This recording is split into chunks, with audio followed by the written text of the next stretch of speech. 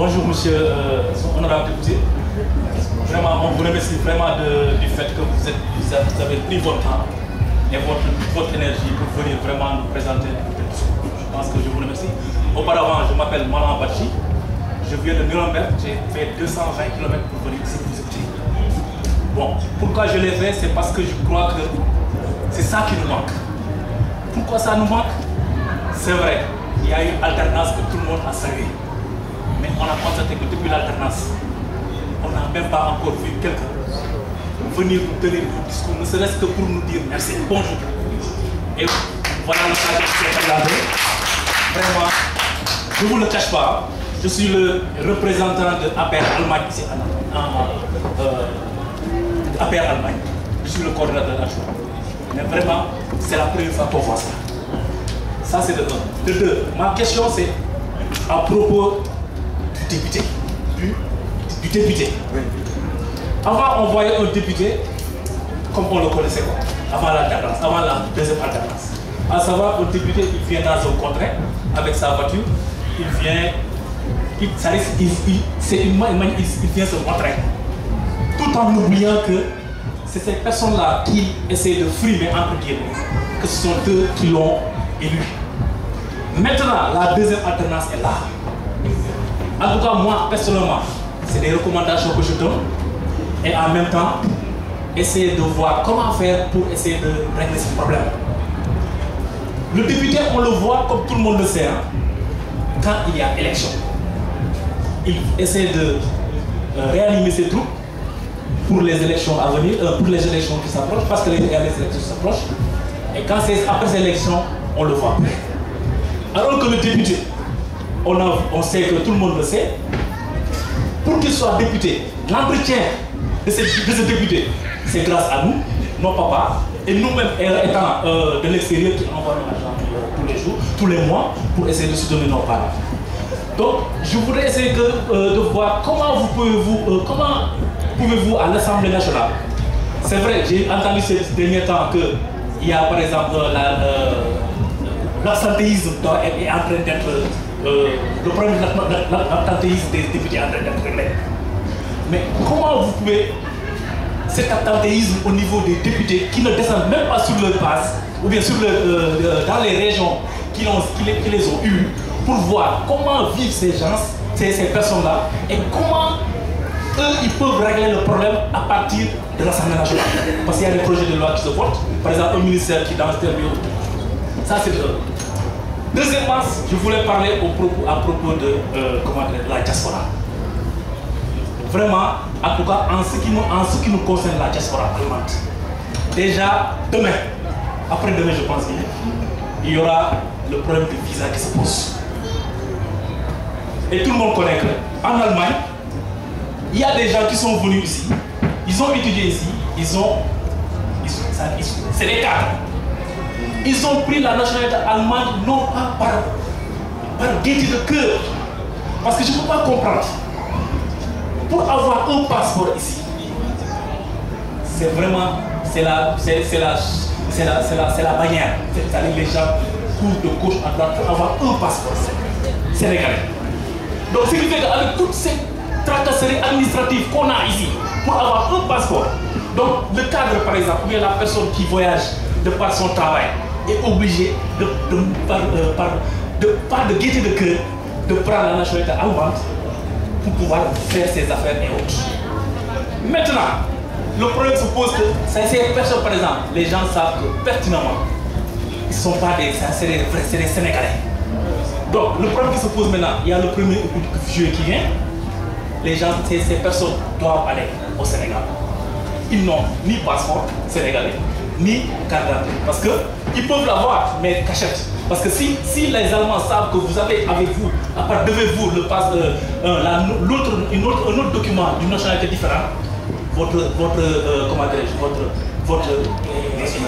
nationalité. Donc de ce fait que ces gens-là, ils ont des problèmes.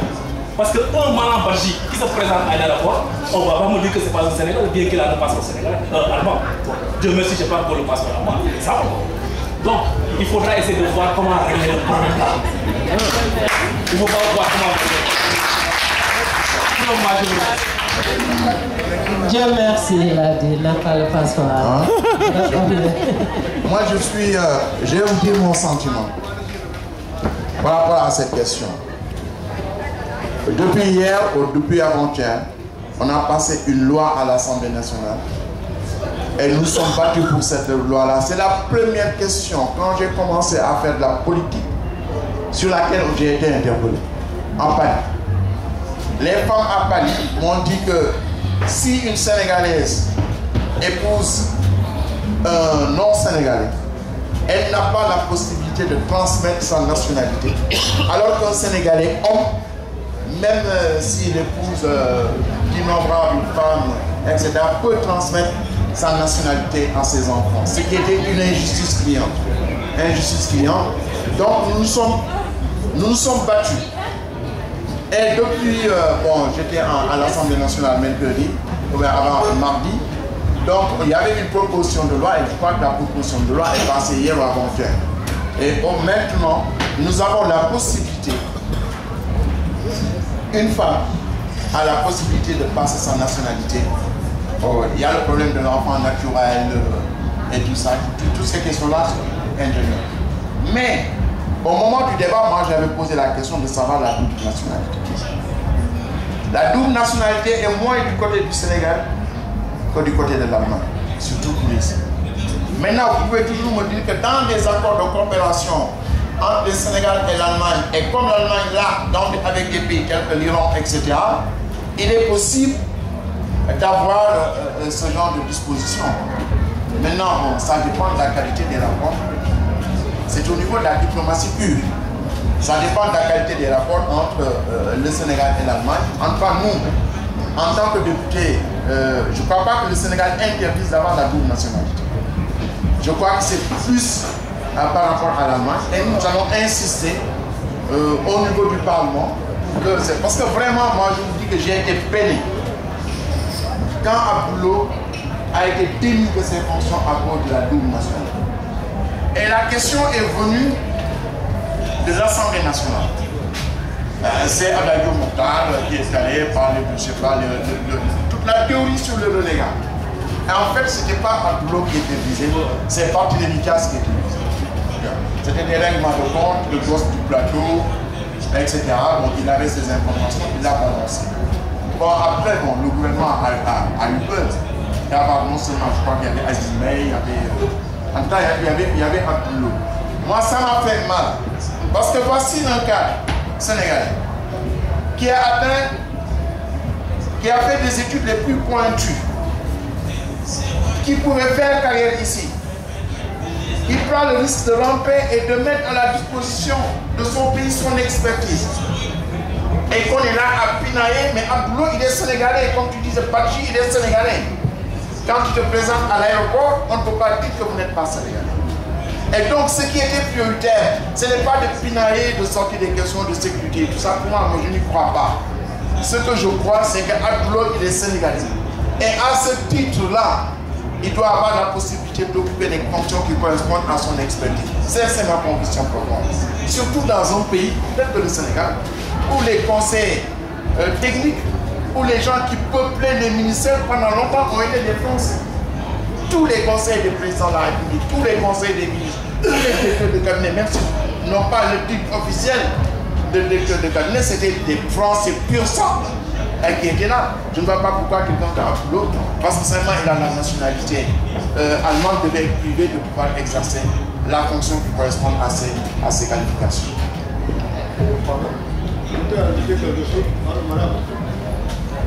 Pour saisir ici, bon, moi j'avais demandé les Africains.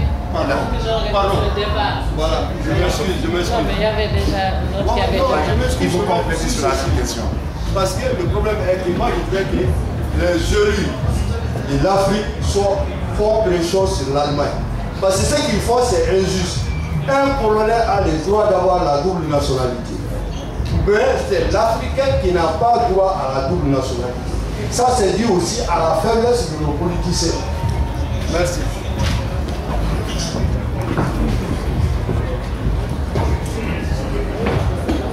Très rapidement, moi je voudrais réagir sur quelques éléments parce que comme tu n'as pas eu le temps d'élaborer, ça peut aussi donner l'impression que les gens en Afrique ont été mal organisés, surtout dans le cas de l'Afrique du Sud. Le cas du Zimbabwe, d'abord, c'est que lorsque le Zimbabwe est indépendant en arrachant son indépendance, il est imposé par les Britanniques l'accord de Lancaster House, en vertu desquels, selon ce qu'on appelle willing buyer, willing seller, vous ne pouvez pas saisir les terres de propriétaires qui ne peuvent pas les vendre, qui ne veulent pas les vendre. Ce qui explique que les propriétaires sont partis, ils ont sinistré l'économie zimbabwéenne en la mettant en otage. Et Mugabe a été retrouvé dans une position, au bout d'une quinzaine d'années, il a été soumis aux ajustements structurels sinistres de la Banque mondiale, qui a déstructuré. C'est-à-dire que quand je regarde la Banque mondiale, qui en plus a le culot de vouloir nous dire comment on doit faire fonctionner des parlements, je vais y revenir. Mais au-delà de cela, ce qui est beaucoup plus important, c'est que quand l'Afrique du Sud se libère, elle est dans un document qui s'appelle le RDP, qui est un document de reconstruction qui est basé sur la Charte de la liberté. Il s'agit de clairement fournir dans tous les townships, dans tous les enjeux ruraux, la couverture du développement. Mais l'assassinat de Chris Hani au sein de l'ANC empêche la branche radicale de l'ANC de prendre le pouvoir. Et donc c'est une branche technocratique qui prend le pouvoir. Et ce qu'il faut comprendre, c'est la transition de Madiba. C'est-à-dire que Inkatha et les éléments sud-africains, les mêmes qui ont défait le Mozambique, qui ont défait le Zimbabwe, mettent pendant 5 ans l'Afrique du Sud à feu et à sang. Et donc Mandela n'a pas le temps de faire autre chose que la transition. Et donc il n'a jamais pu non seulement gouverner, et les technocrates qui arrivent au pouvoir, de peur que la Banque mondiale leur impose un plan d'ajustement structurel, se sont eux-mêmes infligés un plan d'ajustement structurel interne qui s'appelle le GER. Avec deux composants. La première, c'était l'idée qu'il fallait former une bourgeoisie noire, ou un tissu entrepreneur noir. Et deuxièmement, c'est qu'on ne pouvait pas aller lui fournir Black Empowerment, et donc c'est là que les Céline Ramaphosa, les Tokyo Sexual, etc. C'est tous des gens que je connais, je veux dire, on a lutté ensemble, je les connais exactement. Nous sommes tous déçus de ce qui se passe, mais il faut dire ce qui s'est vraiment passé. C'est-à-dire que ces gens-là ne sont pas des traîtres, ils sont soumis à un système de chantage international, global. L'apartheid qu'il y a à l'échelle globale mondiale, il s'exerce en Afrique du Sud. S'ils avaient osé aller vers le plan de RDP, ils auraient été non seulement défaits, mais l'Afrique du Sud rentrerait, parce que l'apartheid politique n'est qu'une victoire partielle. Comme il l'a dit, c'est une victoire économique qui doit être parachevée. Et au moment où on parle, la mort de Mandela va réveiller toutes ces choses-là. Parce que, comme vous le voyez, il y a une fracture au sein de l'ANC. Moi, j'étais au congrès là-bas, j'ai bien vu ce qui se passait. Alors, deuxièmement, pour revenir sur la question du député, c'est un jeu de mots, le député comme on les appelle la plupart du temps, parce qu'ils sont députés dans le fait qu'ils n'ont jamais pu, sur le continent africain, remplir leurs fonctions. Dans la plupart des pays, ce sont des chefs, des chambres d'enregistrement des pouvoirs exécutifs. Et donc ce qui se passe, comme tu es au Parlement africain, mais va chercher dans les poubelles le projet Africom, ou quand avez-vous discuté du projet Africom? Jamais. Jamais. Et pourtant, s'il y a un endroit où ça doit être discuté, c'est bien là. C'est parce que sur le mandat, au niveau embryonnaire dans nos pays, les parlementaires ont été dessaisis par un processus de dépolitisation, surtout dans les 20 dernières années, par les mêmes politiques d'ajustement structurel. Parce qu'en désengageant l'État, qu'est-ce qu'on fait? On dessaisit en réalité les politiciens. On crée une prolifération de systèmes politiques, ce qui fait qu'on anesthésie le corps politique. Et donc, au sein même de la famille, des familles politiques, on est là pour se battre, comme l'a si bien dit monsieur, pour conquérir le terrain, stakeholders et shareholders dans la physionomie des politiques américaines. Résultat des courses, on ne peut pas infléchir les politiques à partir des parlements dans la nature où ils sont actuellement. Et donc, c'est pour ça qu'il va falloir aller beaucoup plus loin et jouer le rôle véritable de construction nationale et populaire. Et pour faire cela, il faut avoir le courage de faire harakiri. C'est-à-dire qu'il faut que les parlementaires eux-mêmes osent reconnaître qu'ils sont dans un jeu tronqué. Ils servent de faire valoir démocratique à des processus qui n'en sont pas. Or, c'est ça qui ne se fait pas dans la plupart des parlements. Et lorsque quelques rares parlementaires osent le faire, ils sont pestiférés au sein même de l'hémicycle. Ils sont marginalisés au sein de leur propre hémicycle. Et on peut citer la liste des pays dans lesquels on se retrouve. Voilà pourquoi cette question des parlementaires est importante. Et ce n'est pas un cas typique à l'Afrique. Je m'excuse d'être long, mais ici même, il a fallu que nous ayons la pression de la déclaration Africom pour qu'au bout de 5 ans, pour la première fois dans l'histoire de ce pays-là, on discute la question de l'Africom. Et ça s'est fait la semaine dernière.